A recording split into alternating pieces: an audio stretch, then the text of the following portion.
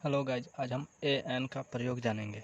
A N का प्रयोग ज़्यादातर हमेशा सिंगुलर काउंटेबल नाउन में होता है, यानी हमेशा जो एक यानी सिंगुलर हो उसी में हम प्रयोग करते हैं।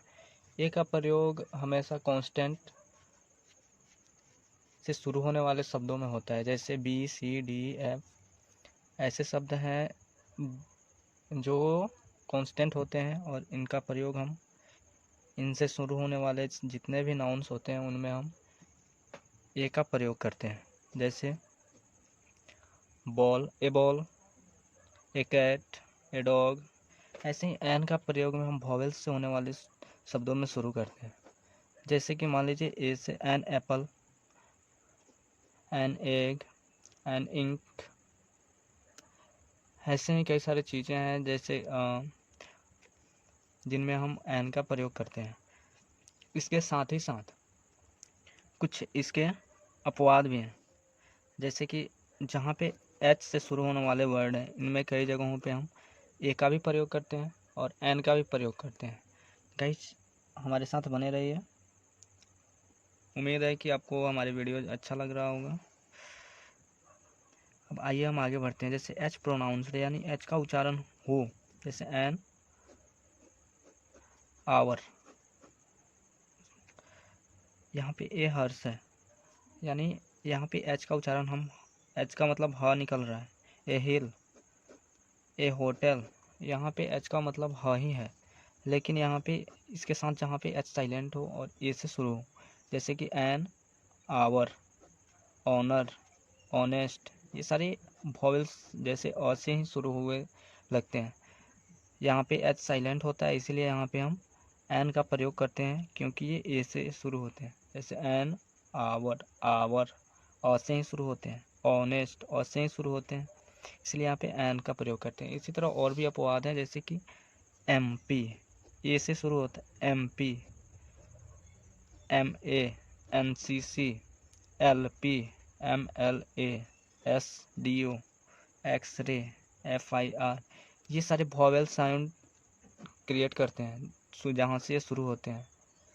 और यहाँ पे सबसे खुशी की बात यह है कि इसको जानने के लिए आपको बहुत ज़्यादा दूर जाने की ज़रूरत नहीं है। आपको एक चीज़ याद रखना चाहिए कि अंग्रेजी में सबसे बड़ा चीज़ ये होता है कि लेटर्स वॉवेल साउंड से उच्चारित होते हैं,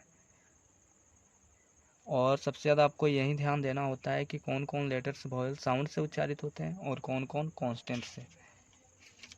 अगर आप ऐसा करते हैं तो आपको ये बहुत जल्द ही समझ में आ जाएगा। बहुत मज़ा आता है यार ग्रामर पढ़ने में।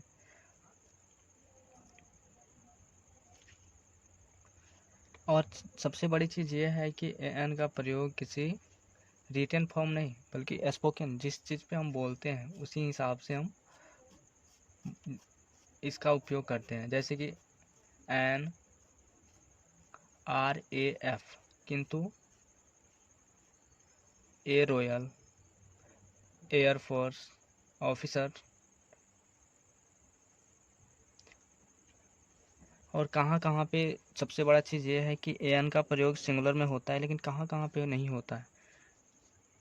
जैसे कि हमने आपको पहले ही बताया था कि ये सिंगुलर काउंटेबल नाउन में ही उपयोग होता है, और ये सिंगुलर में ही होता है। मान लीजिए हमें मिल्क लिख दिया, मिल्क तो काउंटेबल है नहीं, इसीलिए यहाँ पे ए का प्रयोग हम नहीं करते हैं। ऐसे ही मान लीजिए कि प्लुरल्स हो, जैसे कि एनिमल्स, यहाँ पे हम ए या फिर एन का प्रयोग नहीं करेंगे। गाइज, बहुत मज़ा आता है। इसके साथ ही साथ प्लुरल नाउन्स में हम उपयोग नहीं करते हैं, या फिर किसी भी व्यक्ति, देश, राज्य आदि का नाम हो तो हम यहाँ पे ए एन का प्रयोग नहीं करते हैं, किंतु मिस्टर या मिस सरनेम से पहले विशेष अर्थ पे किया जा सकता है, जैसे ए मिस्टर सिन्हा, ए मिस बोस। इसके साथ ही साथ अनकाउंटेबल नाउन के पहले ए एन का प्रयोग नहीं लगता है, प्रयोग होता ही नहीं है। किंतु अनकाउंटेबल नाउन को सिंगुलर आइटम बनाने के लिए हम ए, उसके बाद ए कप ऑफ कॉफ़ी का हम प्रयोग कर सकते हैं। जैसे कि मान लीजिए कि ए कप ऑफ कॉफ़ी। यहाँ पे हम अनकाउंटेबल नाउन को सिंगल आइटम बनाने के लिए ही यहाँ पे ए का प्रयोग करते हैं। गाइज बहुत मज़ा आने वाला है आपको, और उम्मीद करता हूँ आपको ये सारी चीज़ समझ में आ रही होगी। नॉलेज, अब एक नॉर्मल सी चीज़ आइए हम देखते हैं। नॉलेज ये क्या है? अनकाउंटेबल है।